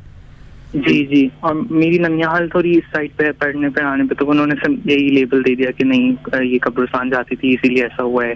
वो फिर मौलवी के बाद फौरन ले गए, और इत्तेफाक से उन जो मौलवी ने चीजें बताई उस चीज से भी उनको वो रिएक्ट करती थी। जैसे दिया जला दिया उनके आगे तो उसके सामने उनकी आंखें बड़ी हो गई और चीजें बोलने लगी। अच्छा, जो ननिहाल की साइड की स्टोरी थी वो क्या थी? नहीं, ननिहाल की साइड की स्टोरी नहीं, मैं कह रहा हूँ हमारी जो ननिहाल साइड है वो थोड़ी पढ़ने पढ़ाने पे है, तो उन्होंने अम्मी की कंडीशन देख के यही बोल दिया था कि नहीं जिन्नात का ही चक्कर है एंड ऑल। नहीं तो वही मैं कह रहा हूँ ना, उनकी साइड तो ये थी ना कि इस पे जिन्न आ गए, तो उन्होंने पीर फकीरी पे इलाज करवाने की कोशिश की। मौलवी एक ले गई थी, मेरी खाला यहाँ पे शारे फैसल पे होते हैं, तो उन्होंने सूरतें दी थी और दिया जलाने को दिया था, और ऐसी धूनी वो धूनी देने को बोला था कि आज सुबह शाम इनको धूनी दें। और उससे तो और गुस्सा आता होगा। हाँ, एग्रेसिव हो जाती है उनसे कि मैं नॉर्मल इंसान को भी, कोई नॉर्मल इंसान को भी धूनी दे देना तो थोड़ी है जो तुम लोग ये सब कर रहे हो। नहीं, मैं कह रहा हूँ कि नॉर्मल इंसान को भी धुआं दें तो उसको भी गुस्सा आ जाए। हाँ, सही बात है। चलें, बहुत बहुत शुक्रिया अली आपका, थैंक यू। ओके, अपना ख्याल रखिएगा, अल्लाह हाफिज।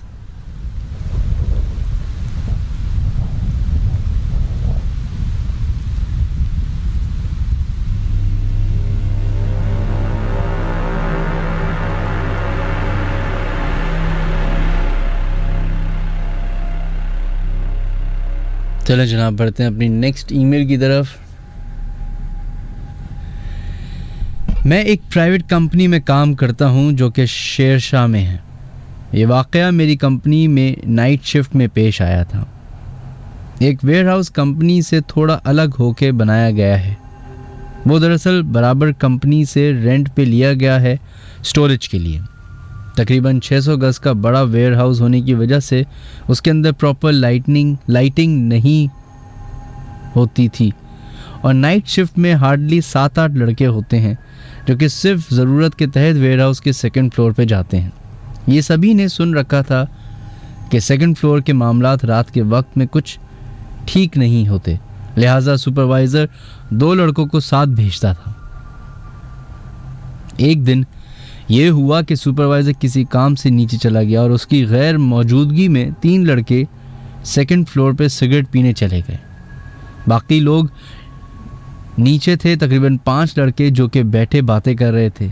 थोड़ी देर बाद ऊपर से 2 लड़कों के चीखने की आवाज़ें सुनाई दी और भागा दौड़ी शुरू हो गई।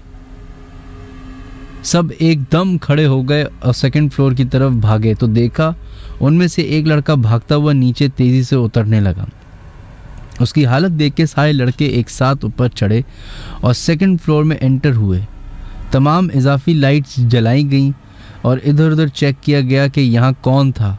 वो दोनों लड़के साथ में खड़े बुरी तरह से डरे हुए थे, उनके होंठ कांप रहे थे और वो इतने सारे लड़कों को देख के कुछ सुकून में आए थे। पूरा 2nd फ्लोर चेक किया गया और तकरीबन 10 मिनट तक वहाँ लड़के मौजूद रहे मगर कुछ नहीं हुआ। बाद में जब वो तीनों लड़के अपने हवासों में वापस आए तो उन्होंने बताया कि 2nd फ्लोर पे सिर्फ एक बल्ब जल रहा था और बाकी पूरा हिस्सा अंधेरे में पड़ा था।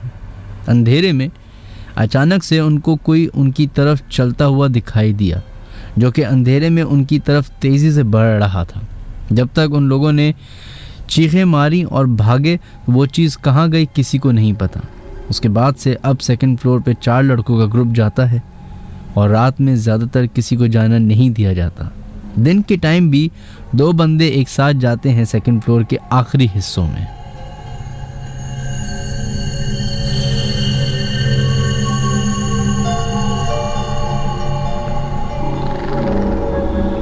चलें, बहुत बहुत शुक्रिया आपका इस ईमेल का। एक और बड़ी इंटरेस्टिंग ईमेल मुझे नज़र आ रही है, मैं पढ़ने की कोशिश करता हूँ, थोड़ी सी लंबी है लेकिन खैर। मोहम्मद मोइज़ हैं जिन्होंने ईमेल की है। माउंट कैलाश तिब्बत के बारे में ये है। हर क्लाइंबर का ख्वाब होता है कि वो दुनिया की सबसे बुलंद पहाड़ी चोटी माउंट एवरेस्ट को सर करे, और ये है भी एक बहुत एजाज़ की बात। लेकिन शायद आप लोगों को मालूम ना हो कि एक पहाड़ इस दुनिया में ऐसा भी है जो इससे छोटा है मगर उसको आज तक कोई सर नहीं कर सका। उस पहाड़ का नाम है माउंट कैलाश। ये खूबसूरत पहाड़ तिब्बत की पहाड़ी सिलसिले में वाक़े है। तिब्बत एक मुतनज़्ज़े इलाका है जिसका बॉर्डर चाइना, नेपाल और इंडिया से लगता है। माजी में इन तीनों मुल्कों की काफ़ी लड़ाइयाँ हो चुकी हैं इस इलाके को लेकर, मगर फ़िलहाल आज के दौर में इस पर चाइना का कब्ज़ा है और वो इसको अपना हिस्सा मानते हैं। माउंट कैलाश को कोई क्लाइंबर आज तक क्यों नहीं कर सका? इसकी वजह इसकी कुछ नाकाबिले यकीन बातें हैं जिनको आप पैरानॉर्मल एक्टिविटीज़ से तस्बीह दे सकते हैं। बहुत से मुल्कों के क्लाइंबर्स की टीम ने इसको सर करने की कोशिश की मगर नाकाम रहे। न्यूजीलैंड के एक क्लाइंबर जोसेफ का एक्सपीरियंस शेयर किया जा रहा है, जो अपनी टीम के साथ वहाँ से ज़िंदा बचकर आ जाने वाले चंद खुशनसीब क्लाइंबर्स में से एक थे। हम लोगों ने बहुत सुन रखा था कैलाश के बारे में। ये बात हमारे लिए काफ़ी हैरान कुन थी कि माउंट एवरेस्ट जैसी मुश्किल और बुलंद तरीन चोटी को तो क्लाइंबर सर कर जाते हैं मगर कैलाश को आज तक नहीं कर सके। हिंदू और बुद्धिस्ट ये 2 मज़ाहिब इस पहाड़ को अपने लिए बहुत मुक़द्दस मानते हैं। मज़ीद इस बारे में मशहूर बातें सुनकर एडवेंचरस तबीयत ने वहाँ जाने के लिए मजबूर किया तो हमारी बाकायदा एक टीम बनाई गई। चाइनीज़ गवर्नमेंट से जब परमिशन ली तो उन्होंने बाकायदा पेपर साइन करवाए कि इस ट्रिप पे अगर आपके साथ कुछ हुआ तो आप ख़ुद ज़िम्मेदार होंगे और वहाँ के मकामी टूरिस्ट एक लिमिट तक आपके साथ जाएंगे और जहाँ से वापस पलटना वो बेहतर समझाएंगे, पलट कर वापस आ जाइएगा। हम अग्री हो गए और सफ़र शुरू किया। कई दिन की थका देने वाले सफ़र के बाद बिलाखिर हम तिब्बत के गांव दरचिन पहुँचे, जो माउंट कैलाश से सबसे नज़दीक है। पूरे 2 दिन तो हमने आराम किया। सर्दी काफ़ी थी और बर्फ़बारी भी हो रही थी। फिर जब 2 दिन बाद बर्फ़बारी बंद हुई और धूप निकली तो हमने अपने सफ़र का आगाज़ किया।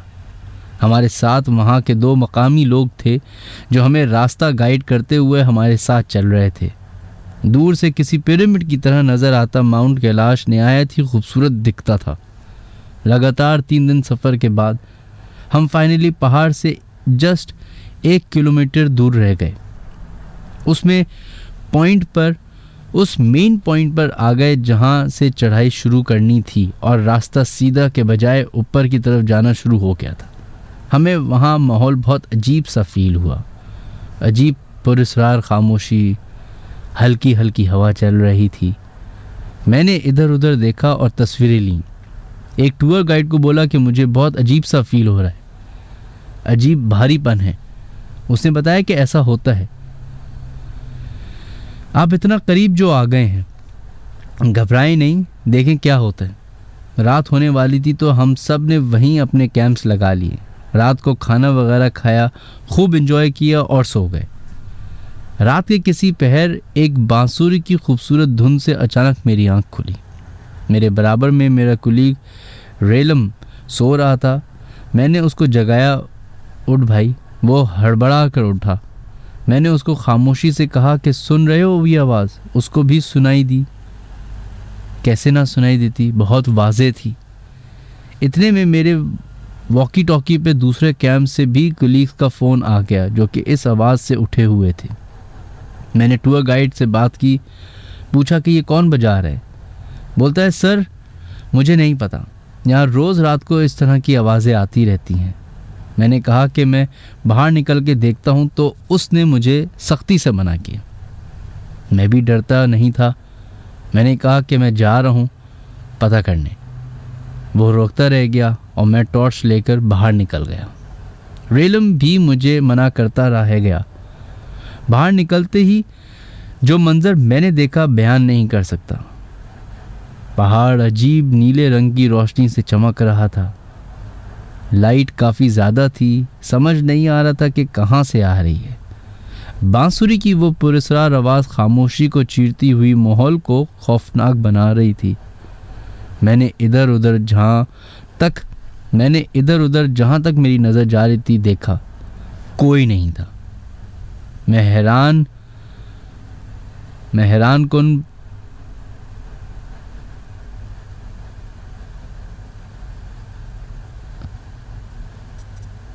हैरान था कि कौन इस वीरान में सख्त सर्दी में इतने इत्मीनान से बांसुरी बजा रहा है।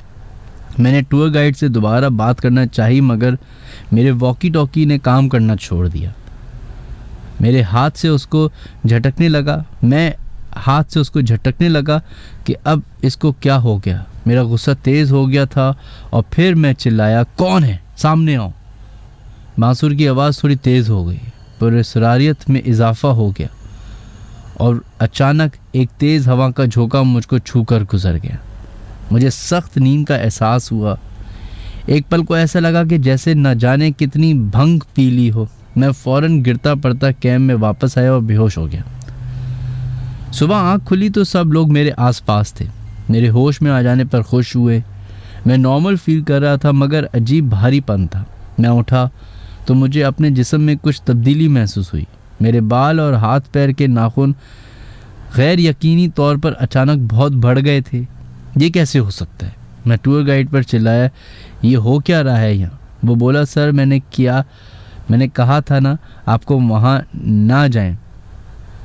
ऊपर से आप कल रात बहादुर बन के कैंप से बाहर भी निकल गए। बताया था आपको यहाँ अजीब व गरीब मामलात होते हैं जो इंसानी अकल से बिल्कुल बाहर हैं।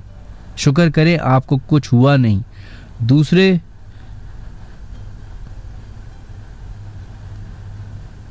खैर, मज़ीद आगे जाएंगे तो और कुछ भी हो सकता है। फैसला आपके हाथ में है। मैं समझ नहीं पा रहा था कि ये चक्कर क्या है। मेरे हाथ पैर के नाखून और बालों का इतना बढ़ जाना जितने वो 3 से 4 महीने में बढ़ते हैं, मेरे लिए बहुत परेशान कुन था। मैं बड़ी उम्मीद से आया था इस पहाड़ को सर करने। सोचा कि अगर आगे जाते भी हो तो रात भी होगी और फिर रात मज़ीद आगे गुजारने पर तब पता नहीं क्या हो। इसलिए सबसे डिस्कस करने के बाद फाइनली वापसी का डिसीजन लिया। मैं वापसी पर बहुत रोया क्योंकि मेरे सामने कैलाश मुझसे सिर्फ 1 किलोमीटर दूर रह गया था। शायद इसमें कुदरत ही की कोई बेहतरी थी। खुदा जाने इस पहाड़ में ऐसा क्या राज है जो किसी इंसान को अपने करीब आने से रोकता है। मैंने बाद में पूरी हिस्ट्री कंगाल कर देखी, मगर आज तक मुझे तो क्या, जदीद साइंस भी ये पता नहीं लगा सकी कि आखिर इस पहाड़ के राज क्या है।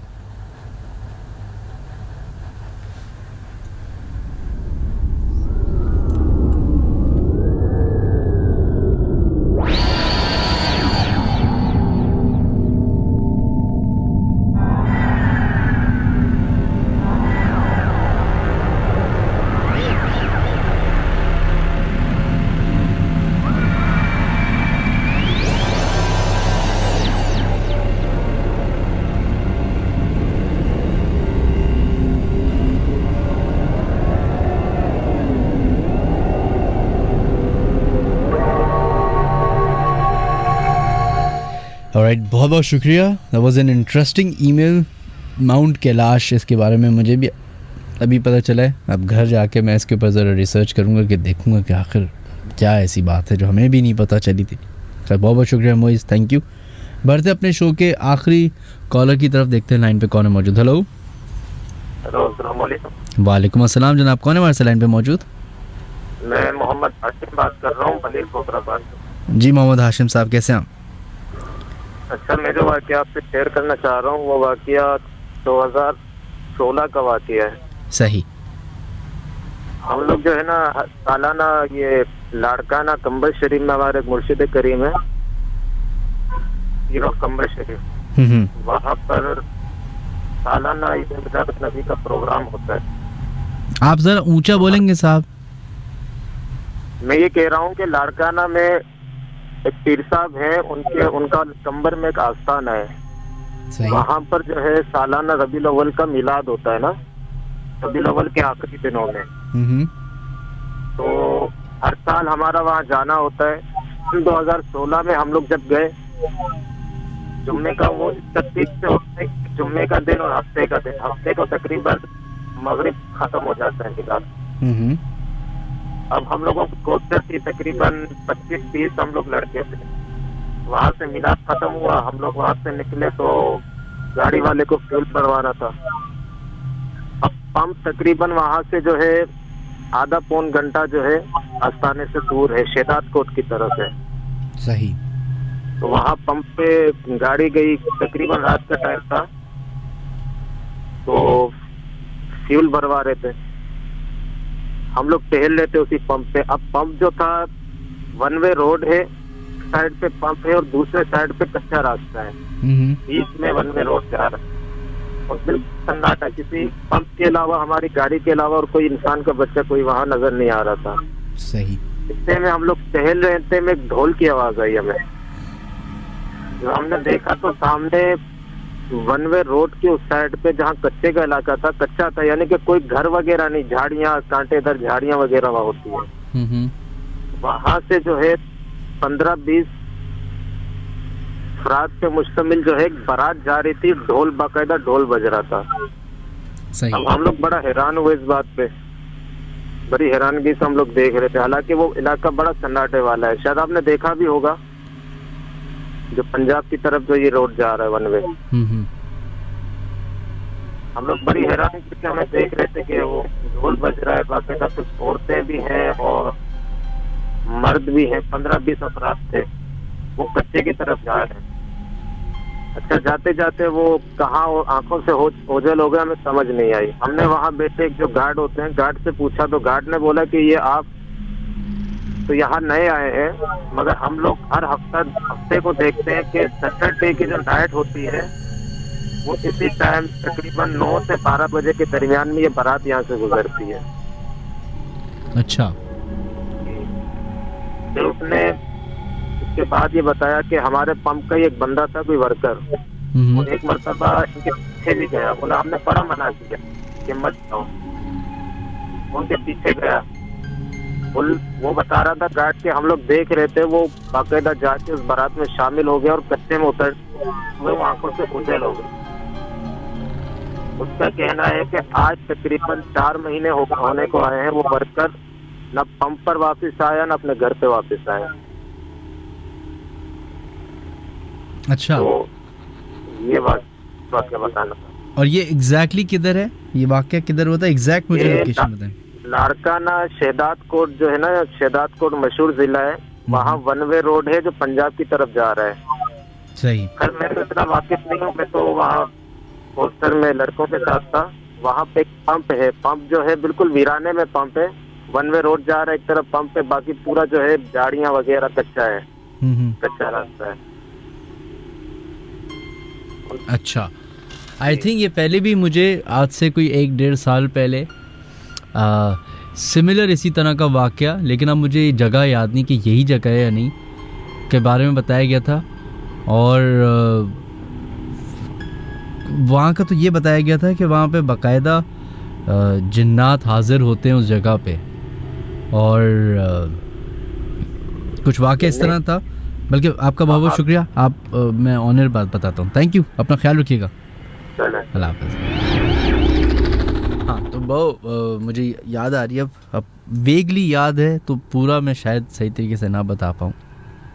वो ये था कि एक गांव है सिंध में ही, जहाँ पे मज़ार है कोई एक इस तरह का जहाँ पे अक्सर जिन्नात की हाज़िरी होती है, और वो काफ़ी मशहूर एक मज़ार है जहाँ पे अगर किसी के ऊपर कोई इस तरह का पोजेस्ड हो या जिन्नात आ गए हों तो वो उनको उस मज़ार पे लेके जाया जाता है और वहाँ पे वो जिन्नात हाज़िर होते हैं, बताते हैं कि क्यों ऐसा वाक़या पेश आया फलाना। तो वहाँ पे एक साहब गए अपने किसी जानने वाले की मदद के लिए, या पता नहीं वहाँ से गुज़र रहे थे तो रास्ते में रुके पानी वानी पीने के लिए।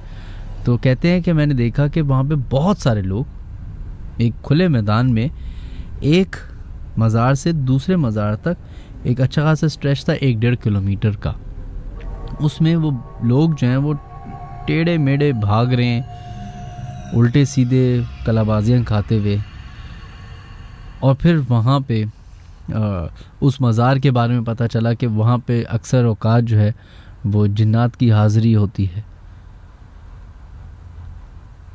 ये हमारे सिंध में जो है क्योंकि सिंध जो है एक सूफ़ी लैंड कहलाया जाता है, बहुत सारे मज़ार हैं इधर, बड़े अलग अलग छोटे छोटे से बड़े बड़े, बड़ी सिविलाइजेशन इस सूबे में गुजरी हैं, पुरानी पुरानी कदीम कदीम, पता नहीं कितनी हिस्ट्री इस ज़मीन ने देखी है, इन दीवारों ने अपनी फील की है, इन हवाओं ने, इन पहाड़ों ने, इस बंजर ज़मीन ने, इन खेतों ने क्या क्या देखा है।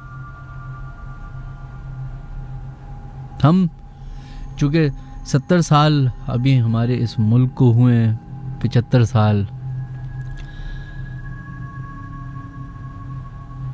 तो हमारी तो हिस्ट्री बिल्कुल ही ज़ीरो है।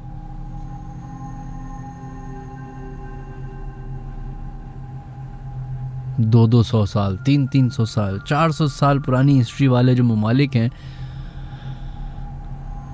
उनकी जब आप किताबों में उलझते हैं, उनकी हिस्ट्री पढ़ते हैं, तो आपको समझ में आता है कि जो अब वो साइंस के बारे में इतनी तहकीक कर रहे हैं, उससे पहले वो जो रिलीजियस उनकी एक मेजॉरिटी थी, जब रिलीजन ने उस मुल्क में अपने पंजे गाड़े हुए थे, तो उस वक्त क्या डेवलपमेंट्स हो रही थी, तो सुन के पढ़ के हैरत हो जाती है।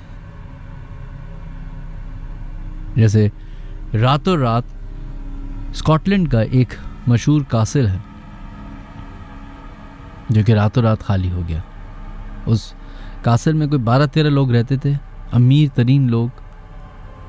कहाँ गए, क्यों गए, किधर गए, किसी को नहीं पता। वो कासिल में आज तक उनकी चीज़ें वैसी की वैसी पड़ी हुई हैं, जो उनकी रोज़ाना के इस्तेमाल की थी वैसी की वैसी पड़ी हुई है। एक भी चीज़ वहाँ से गायब नहीं, लेकिन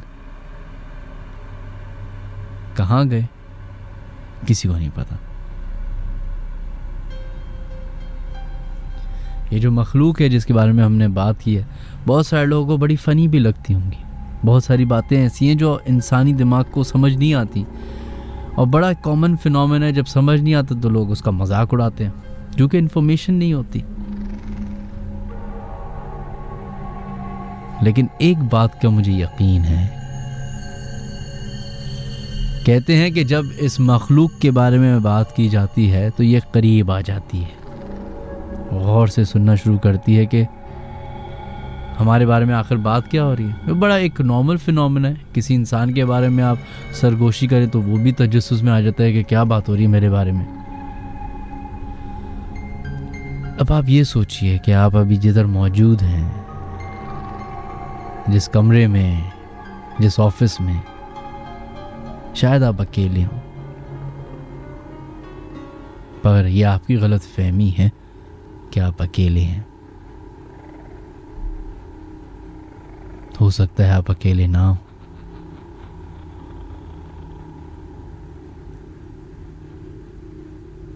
हो सकता है कि कोई और भी मौजूद हो जिसको आप तो देख नहीं सकते, पर वो आपको जरूर देख सकता है। अपना ख्याल रखिएगा। अल्लाह हाफिज़।